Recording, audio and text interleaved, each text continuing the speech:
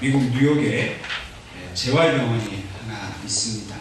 그 재활병원 복도에 어느 한 환자가 쓴 글을 하나 게시를 해 놓았습니다. 그 글의 내용을 제가 소개하겠습니다.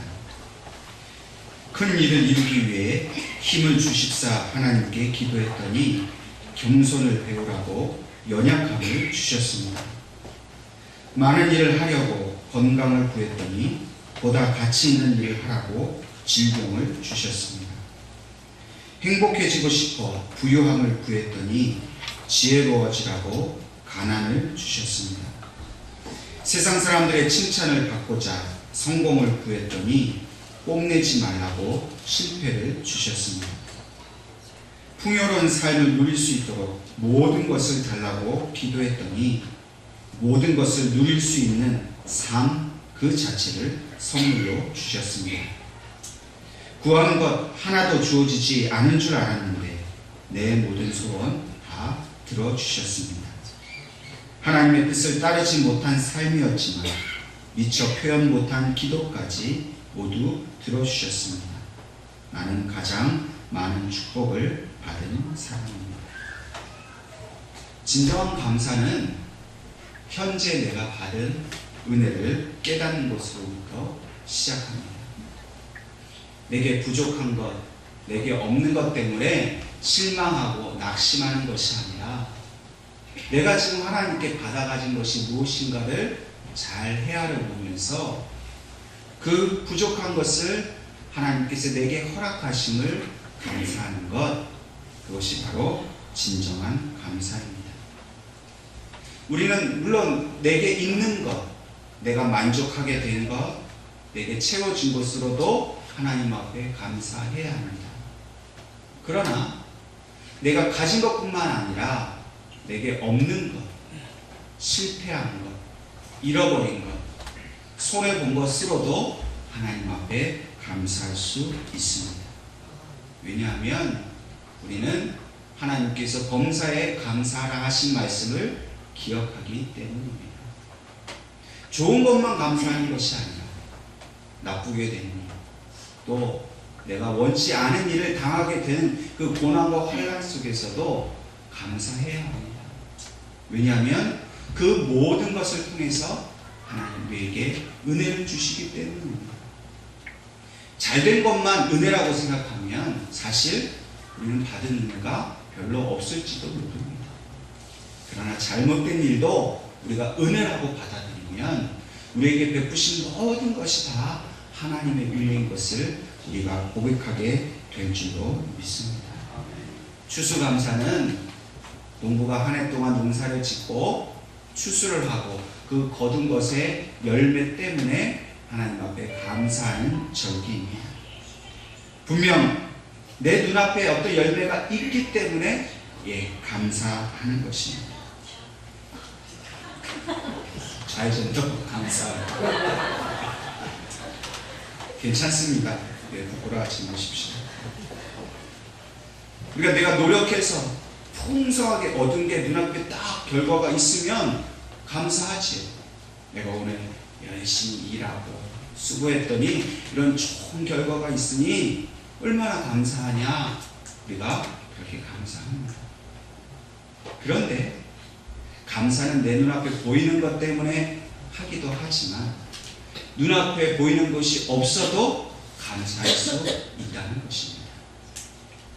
처음 추수감사절을 지킨 사람들은 바로 영국에서 미국으로 건너온 청교도들이었습니다.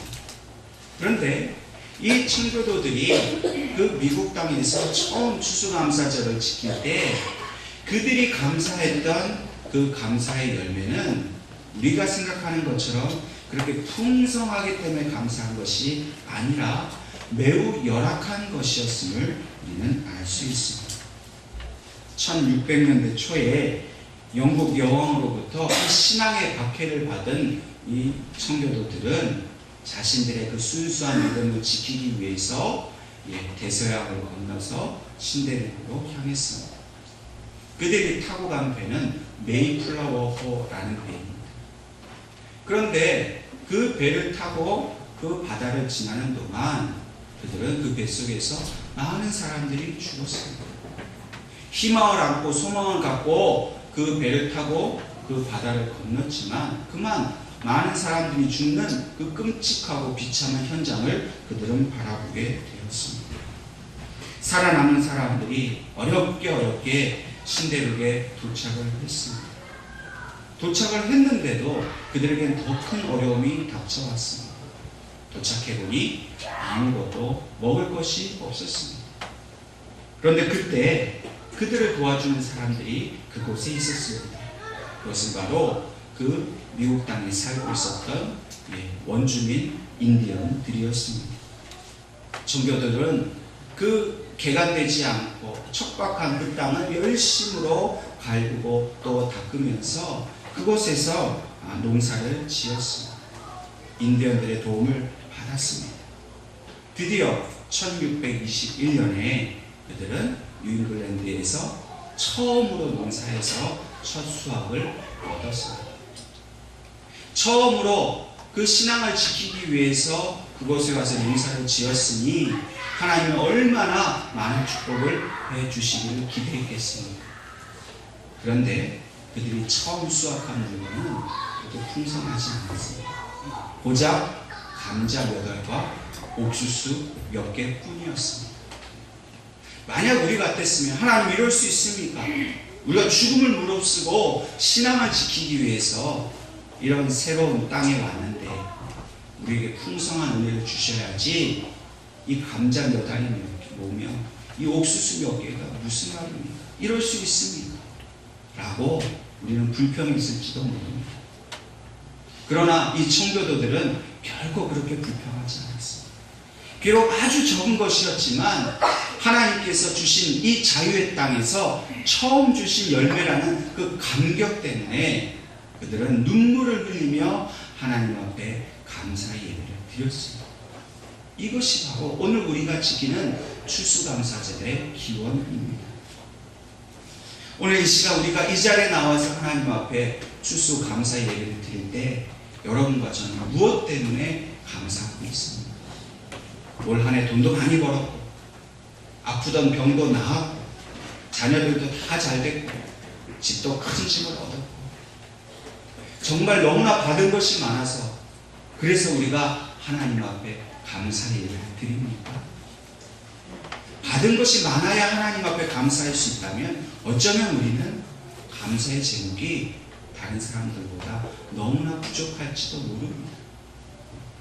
우리가 받은 것이 많고 성공한 것이 많아서 하나님 앞에 감사한 것이 아니라 어쩌면 우리는 다른 사람보다 더 많이 실패하고 다른 사람보다 더 얻은 것이 없고 오히려 가난해지고 더 열악해졌기 때문에 하나님 앞에 더 감사할 수 있는 그 예배가 되었는 줄로 믿습니다.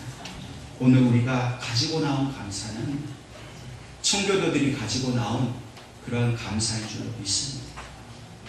비록 다른 사람이 보기에는 보잘것 없지만 그러나 그 보잘것 없는 것까지도 주신 하나님 앞에 그 처음 열매를 주신 하나님 앞에 정말 청교들처럼 그렇게 순결하고 순수한 마음으로 하나님 앞에 우리가 나왔기 때문에 마땅히 하나님 앞에 감사의 예배를 드리게 된 줄로 믿습니다. 정말 우리 실패했는데 망하게 되었는데도 정말 감사할 수 있을까요? 그것이 바로 감사의 능력입니다. 세상 사람들도 자기들이 잘 되는 것으로 다 감사합니다. 그러나 그리스도인들은 실패했기 때문에 감사할 수 있는 하나님의 능력을 우리가 얻었습니다. 하나님이 함께 하시는 사람은 그 실패와 좌절 속에서도 하나님이 또다시 부어주실 은혜를 생각하면서 오히려 감사할 수 있습니다. 제가 수원에서 청년들과 사역을 할 때 어느 해인가 그 추수감사절에 이런 설교를 한 적이 있습니다. 청년 여러분, 여러분들이 시험을 잘 보고 또 취직도 잘 되고 좋은 사람 만나 결혼도 하게 되고 그런 것도 여러분들이 감사를 잘하는 것 하나님이 기뻐하십니다. 그런데 반대로 왜 여러분들 시험에 떨어지고 취직이 되지 않고 결혼에 실패하고 그 실패 속에서 하나님 앞에 감사의 제목을 찾지 않습니까? 시험 한번 떨어지면 인생이 끝입니까? 아닙니다. 여러분들 그 실패 속에서도 하나님께 대한 감사의 제목을 찾을 수 있다면 여러분 진정한 믿음의 사람입니다. 실패해도 감사 헌금을 꼭 하십시오. 제가 그렇게 설교를 하고 예배를 마치고 나와서 청년들과 인사를 하는데 한 청년이 저에게 다가와서 목사님, 제가 오늘 목사님 말씀 은혜를 받았습니다. 저는 이제 7가지 감사를 하겠습니다. 그래서 무슨 말인가 하고 얘기를 들어보니까 이 청년은 서울대 대학원을 나온 친구입니다. 아주 똑똑한 친구고 또 신실한 친구입니다. 자기가 서울대학원 나왔기 때문에 이제 취직을 하기 위해서, 좋은 곳으로 취직하기 위해서 열심히 원서를 쓰고 또 지원을 했습니다. 그런데 그 해에 이 친구가 7번이나 그 원서에, 그 시험에서 낙방을 한 겁니다. 7번이나 자신있게 지원했지만 아무 데서도 자기를 써주는 데가 없었어요. 얼마나 자존심이 상하고 부끄러운 일인지 몰랐다는 거예요. 어떻게 내가 서울대 대학원까지 그 어려운 공부를 했는데 나를 써주는 데가 없으니 그 한 해가 너무나 낙심되고 괴롭고 고통스러웠다는 거예요. 그런데 오늘 목사님의 말씀을 듣고 보니 그 7번 떨어진 것이 저에게 은혜였음을 제가 이제 알게 됐습니다. 그래서 저는 그 7번 떨어진 것을 감사하겠습니다. 여러분, 오늘 여러분들은 어떻습니까? 성공하고 잘됐다고 하나님 앞에 감사의 예물을 우리는 드립니다. 그런데 실패하고 잘못됐다고, 그러나 그 잘못된 것 중에서 정말 내가 감사해야 할 일이 무엇인가를 찾아서 감사 헌금을 드리는 것은 우리가 잘 하지 못하는 일입니다. 그러나 오늘 이 예배를 통해서 여러분들이 실패한 것, 잘못된 것, 고난이 오고 환란이 온 것 중에서 여러분 그 고난 속에 함께 하시는 하나님의 은혜를 꼭 찾아보십시오. 하나님은 고난 속에서 더 큰 감사를 주십니다. 진짜 감사할 수 없을 때 감사하는 것, 그것을 하나님은 더 기쁘게 받으십니다. 여러분, 우리 예은교회는 잘되고 성공한 것 때문에 감사하는 교회가 아니라 오히려 어려워지고 실패하고 또 좌절하기 때문에 감사로 하나님 앞에 나아가고 더 큰 은혜 주실 것을 믿음으로 붙드는 그런 감사의 교회가 될 수 있기를 주님의 이름으로 축원합니다. 오늘 하나님께서 우리에게 주신 본문의 말씀에서는 이스라엘 백성들이 장차 가나안 땅에 들어갔을 때 그들이 농사하고 거둔 그 첫 열매를 하나님께 드리라 하시는 그 하나님의 명령의 말씀을 내용으로 하고 있습니다. 여러분, 우리가 잘 알고 있듯이 이스라엘 백성들이 가나안 땅에 들어가게 된 것은 거저 들어가게 된 것이 아닙니다. 고난이 있었습니다. 환란이 있었습니다. 그것도 아주 오랜 시간 동안 그들이 어려움을 겪었습니다. 오늘 본문 5절에서 9절까지의 말씀처럼 그들은 아주 작은 민족이었고 아주 약한 사람들이었습니다. 야곱의 아들 12명 중에서 하나의 아들인 요셉이 애굽으로 가게 되면서부터 그들의 역사는 고난의 시작이었습니다. 아들을 잃은 그 야곱 아버지는 슬펐습니다. 그 형제들은 형제를 팔아버린 그 죄책감에 평생을 살고 있었습니다. 그런데 흉년까지 겹쳤습니다. 그러나 그 흉년 속에서 하나님은 요셉을 미리 애굽에 보내심으로 그 야곱과 70명의 가족들을 구원해 주셨습니다. 그들이 애굽 땅에서 잘 먹고 잘 살았어야 되는데 어찌된 일인지 400년 동안 그들은 애굽에서 노예로 삶을 살았습니다. 그럼 우리가 35년 동안 일제 강점 속에 있으면서 얼마나 큰 고통을 겪었습니까? 이름을 바꿔야 했고 조선말을 쓸 수가 없었습니다. 일본 사람처럼 살았어야 됩니다. 그 35년 동안 그렇게 산 것도 지금까지 우리에게 안 좋은 영향을 미치는데, 여러분 400년을 한 민족이 노예로 살았다면 이스라엘 민족이란 민족성, 그 민족의식이 남아 있었겠습니까? 그냥 우리는 원래부터 조상 때부터 노예로 살았고, 우리가 노예로 사는 거는 그냥 당연한 거고, 내 자녀들도 그냥 노예로 살다가 그냥 이렇게 의미 없이 죽는 것이다, 패배주의적인 생각이 그들에게 있지 않았겠습니까? 그것이 그들의 고통이었습니다. 그런데 하나님께서 어떻게 하셨습니까? 그들을 강한 팔과 큰 팔과 강한 손으로 그들을 건져주셨습니다. 모세라는 한 사람의 지도자를 세우셔서 그들을 자유케 하셨고, 그들을 노예된 모든 억압된 삶에서 그들을 구원해 주셨습니다. 무엇 때문입니까? 약속하신 그 가나안 땅에 들어가서 하나님의 자유된 백성으로 살게 하시려고 그들을 건져내 주셨습니다. 역사상 이 이스라엘 백성처럼 그렇게 힘들게 산 민족을 찾아보기가 힘듭니다. 고난과 고통을 많이 겪은 민족입니다. 그런데 그 민족이 오늘날 이렇게 뛰어나게 쓰임받은 이유가 무엇입니까? 하나님이 그들을 건져주셨기 때문입니다. 여러분, 우리 민족도 많은 고난을 받았습니다. 이스라엘 백성 못지않게 그 고생에 대해서는 둘째가라면 서러울 만큼 고난을 많이 받은 민족이 바로 우리 대한민국 민족입니다. 우리 개인적으로 어떻습니까? 전쟁과 또 이 모든 정치적인 혼란들, 여러분 근대사에 이렇게 혼란을 많이 겪은 나라, 그 속에서 우리는 먹고 살기 위해서 고생하였고, 자녀들 잘 키워서 잘 살 수 있도록 우리는 수많은 것을 희생하였습니다. 그 속에서 우리는 얼마나 많은 눈물을 흘리며 살아왔습니까? 그런데 하나님께서 오늘 뭐라고 얘기하십니까? 오늘 하나님께서는 그 강한 손과 편팔로 위험과 이적과 기사로 우리를 인도하셨다라고 말씀하셨습니다.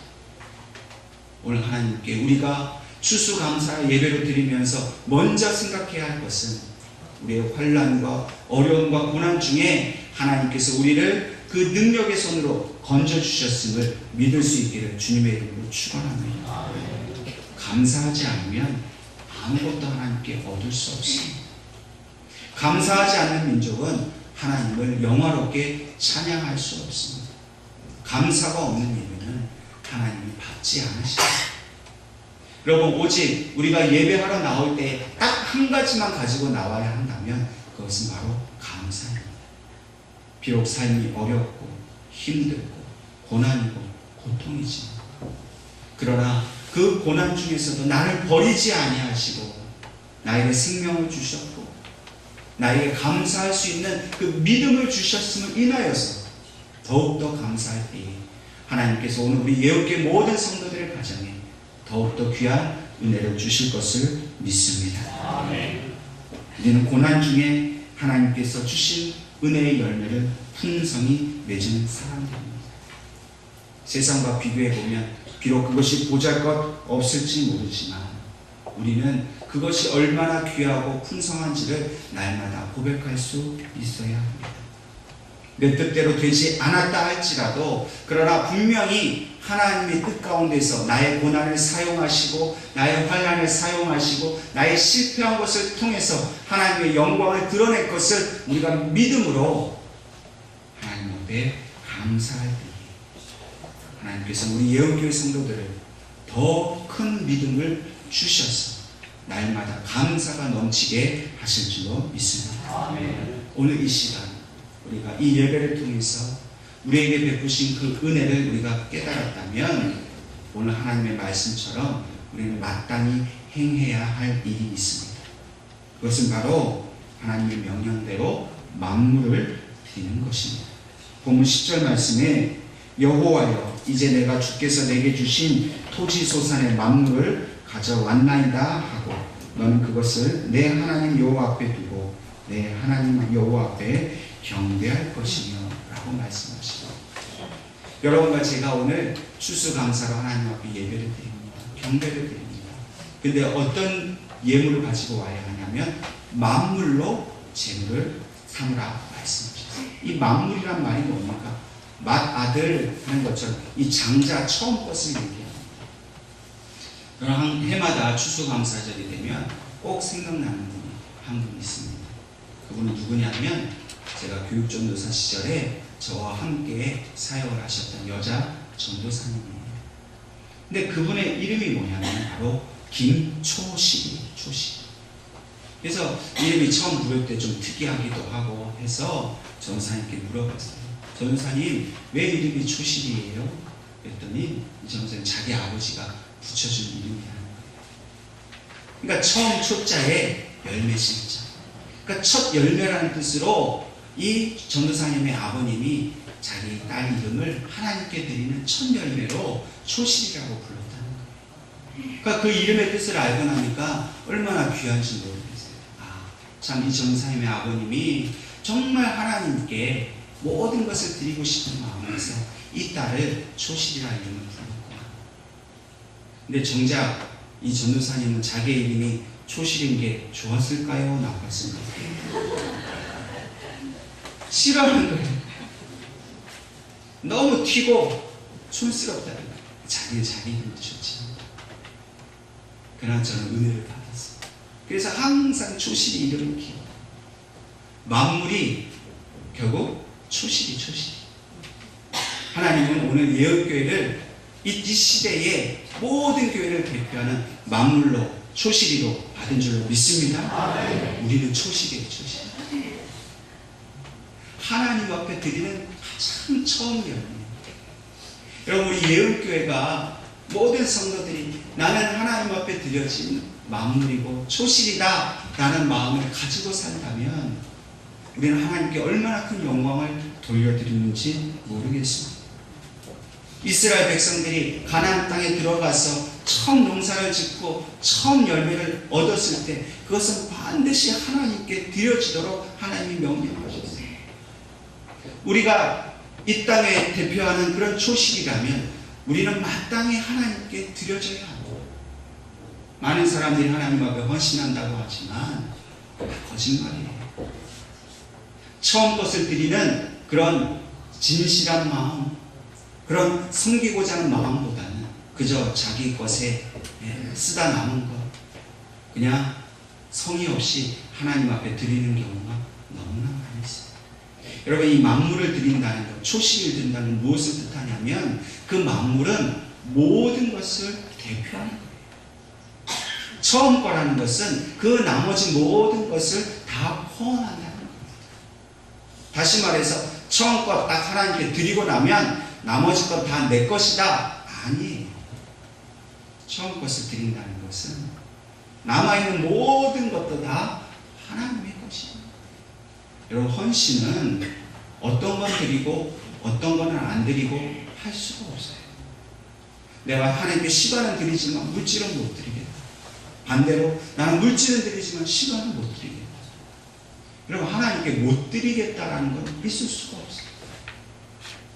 우리가 하나님께 드려진 초실이고 만물이라면 내게 속해 있는 모든 건 다 하나님께 드려야 돼요. 여러분께 속해 있는 게 뭐가 있습니까? 돈 있잖아요. 시간 있잖아요. 가족들, 자녀들의 미래, 여러분들 꿈, 비전, 그거 다 누구에게 드리라는 거예요? 하나님께 드려요. 하나님, 이것만 가지세요.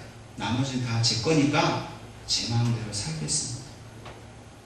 진짜 감사한 사람은 그렇게 할 수가 없어요. 여러분들 정말 내 생명을 살려주신 그 하나님의 은혜가 감사한다면 어떻게 하나님께 드리는 것과 내 것을 구별할 수 있겠습니까? 절대 구별할 수 없어요. 여러분, 우리 주님은 나를 위해서 하나님 앞에 첫 열매가 되셨어요. 나를 위해서 하나님 앞에 첫 희생제물이 되어주셨어요. 나에게 영생의 소망을 주려고 부활하셔서 부활의 첫 열매가 되어주셨어요. 여러분, 왜 하나님께서 당신의 아들을 우리에게 첫 열매로 주신 줄 압니까? 그 첫 열매 되신 예수님 때문에 우리도 주님처럼 하나님 앞에 모든 것을 드려야 함을 가르쳐 주시기 위해서입니다. 그리고 그 첫 열매 되신 예수님의 그 생명이 내게 주신 하나님의 은혜인 것을 알게 하시려고 그 아들을 우리를 위한 희생의 첫 예물 또 부활의 첫 예물로 삼아 주신 것입니다. 그리고 그 예수님이 우리에게 주신 가장 소중하고 귀한 것이기 때문에 하나님이 우리에게 주셨습니다. 만약 우리에게 하나님께서 예수님보다도 돈이 더 소중한 것이라고 말하셨다면 우리는 마땅히 하나님 앞에 나아갈 때 돈을 드려야 됩니다. 근데 하나님은 우리에게 돈을 바치라 얘기하지 않아요. 가장 소중한 재물인 예수님의 이름으로 나오라고 말씀하셔요. 우리는 사실 아무것도 드릴 수 있는 게 없어요. 왜? 이미 우리의 것은 다 하나님의 것이기 때문에 우리가 정말로 드릴 수 있는 것은 예수님의 생명밖에 없어요. 우리의 모든 것이 되어주신 예수님 앞에 주님, 나를 위해서 생명과 모든 것 주셔서 감사합니다. 하나님은 그 감사의 고백을 받기를 원하셔요. 그리고 우리에게 있는 모든 것이 하나님의 것인 줄 알고 하나님 앞에 드리기를 우리가 아낌없이 하기를 원하신다는 것입니다. 특별히 여러분들의 자녀들의 미래를 하나님 앞에 드리세요. 우리가 다른 것들은 다 잘 양보를 합니다. 포기를 잘합니다. 근데 참 포기하기 어려운 게 자녀들이에요. 자녀들만큼은 나같이 살지 않고 세상에서 성공하기를 바랍니다. 돈 많이 벌고 출세하고 높은 자리에 오르기를 바랍니다. 그러다 보니 하나님 앞에 이 아이가 첫 열매로 드려졌다는 사실 우리가 가끔씩 잊어버리게 됩니다. 그러다 보니 이 아이가 하나님을 떠나고 난 다음에 우리가 후회하지만 돌이킬 방법이 없어요. 그러나 지금부터도 늦지 않았습니다. 여러분들의 자녀들의 미래를 하나님 앞에 드리십시오. 하나님 앞에 그 자녀의 미래를 드리고 그 아이의 모든 꿈을 하나님께서 인도해 주시기를, 그래서 내 뜻이 아니라 하나님의 뜻대로 길러주시기를 여러분들이 헌신하여 드린다면 하나님께서 분명히 여러분들의 자녀들이 가는 모든 길을 인도해 주실 줄로 믿습니다. 아멘. 그 자녀를 통해서 우리의 가정 모든 것을 인도해 주실 줄로 믿습니다. 아멘. 우리 성도들 한 분 한 분이 그렇게 모든 삶을 하나님 앞에 초실이로 만물로 드릴 때에 하나님 우리 예언교회도 이 시대에 이 민족을 대표하는 가장 귀한 하나님의 초실이로 받아주실 줄로 믿습니다. 아멘. 그러므로 오늘 저와 여러분이 이 추수감사절의 예배를 드릴 때 우리의 정성을 다해 물질을 드리는 것도 중요하지만 우리의 남아있는 삶 전부를 하나님의 일을 위해서 헌신하고 봉사하는 것으로 그 만물로 드릴 수 있기를 주님의 이름으로 축원합니다. 아멘. 또한 하나님께서는 이 감사를 하나님 앞에 만물로 드릴 뿐만 아니라 이것을 이웃과 함께 나누라고 말씀하고 계십니다. 본문 11절 말씀에 내 하나님 여호와께서 너와 내 집에 주신 모든 복으로 말미암아 너는 레위인과 너희 가운데에 거류하는 객과 함께 즐거워할지니라 라고 말씀하고 있습니다. 너에게 내게 주신 모든 복, 이 복이란 말은 원어적 의미로는 무슨 뜻이냐면 그 좋은 모든 것이라는 뜻입니다. 그러니까 복이 무슨 건강해지고 돈 많이 벌고 이거는 이제 우리가 그렇게 해석한 거고요. 본래 뜻은 뭐냐면 그 좋은 모든 것. 그러니까 하나님 주신 그 모든 것. 거기엔 돈도 될 수 있고요. 건강도 될 수 있습니다. 그러나 거기에는 실패도 될 수 있고 고난도 될 수 있습니다. 하나님의 입장에서 주신 그 모든 좋은 것, 그 모든 것이 바로 복인데 특별히 본문 말씀에서는 그 복은 무엇을 얘기하냐면 직접적으로 바로 하나님께 감사의 뜻으로 드리는 그 만물 초실이 그게 바로 복이라는 거예요. 근데 그 복을 하나님 앞에 드리는데 그 드린다는 의미가 뭐냐? 그것은 바로 레위인과 객과 함께 나누는 것이다. 그러면 하나님께서 그 만물을 내게 가져오라 말씀하시면서 그것을 불에 태워 드리는 제사, 언제, 소재 이렇게 제사하라 하지 않으셨어요. 그거 다 갖고 와라 내가 가지겠다 하지 않으셨어요. 너희가 그 드린 만물을 레위인과 객과 나누면 그것을 나에게 내가 준 것으로 내가 그걸 받아들이겠다고 말씀하십니다. 여러분, 오늘 우리가 하나님 앞에 예물을 드리고 우리의 삶을 헌신하고 그럼 하나님 기쁘게 받으시는데, 그건 어떻게 나타나냐면 우리가 드린 예물을 가난한 이웃들과 나누는.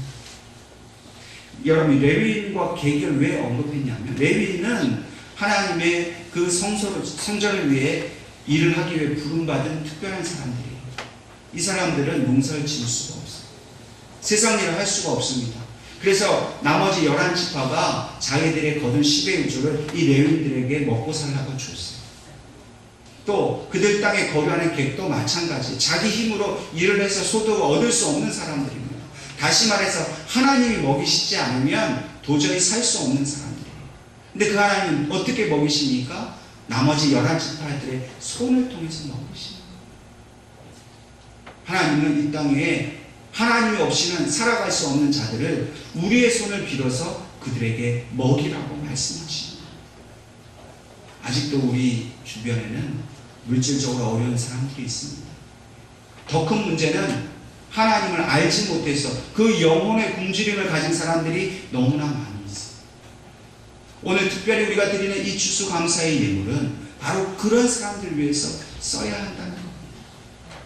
그것이 바로 하나님께서 받으시는 감사의 제사라고 말씀을 하는 것입니다.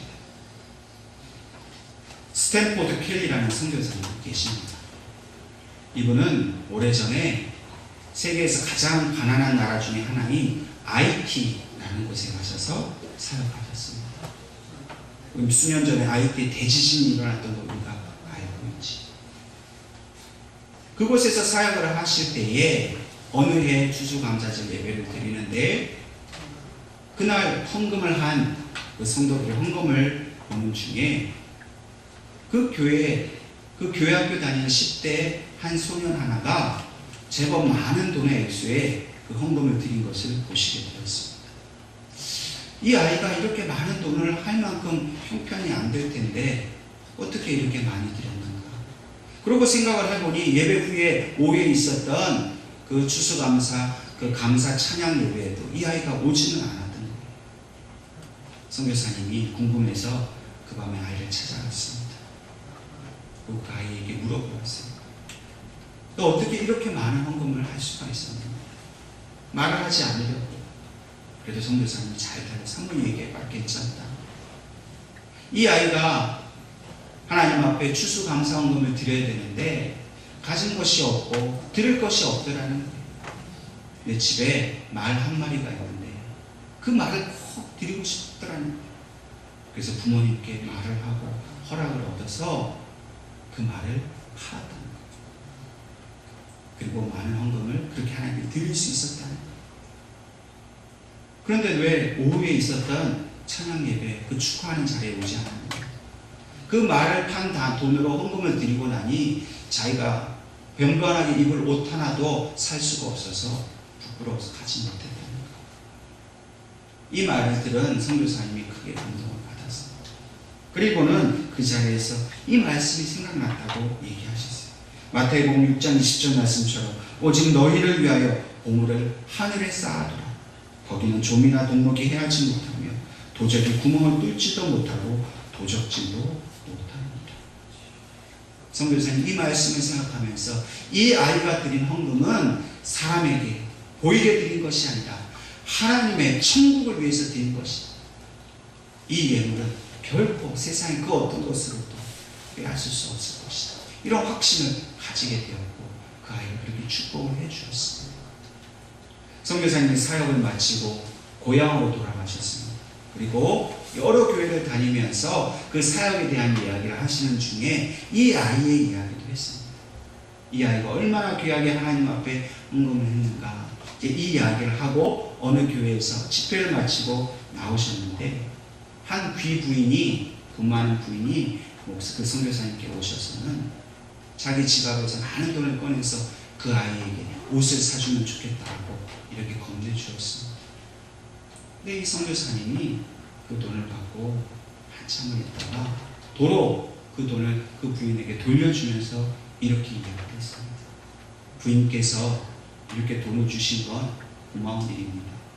그러나 제가 이 이야기를 한 것은 그 아이에게 옷을 사주는 그런 동정을 베풀려고 한 것이 아닙니다. 그 아이가 그 옷을 입지 못하는 가난의 형편을 알리려고 하는 것이 아니라 그 아이가 자기의 모든 것을 들여서 하나님께 드렸던 거죠. 부인께서도 받은 은혜대로 하나님 앞에 드리십시오. 가난한 자를 도와주고 그렇게 섬기며 살아가는 것이 제가 그 이야기를 드린 것입니다. 여러분, 우리는 쉽게 동정을 베풀고 가난한 사람들에게 나의 여유 있는 돈을 베풀 수는 있습니다. 그러나 하나님 앞에 내 모든 것을 정말로 초실이로 만물로 드리는 것은 얼마나 어려웠습니까? 물론 하나님께 돈을 많이 드리라는 얘기가 아닙니다.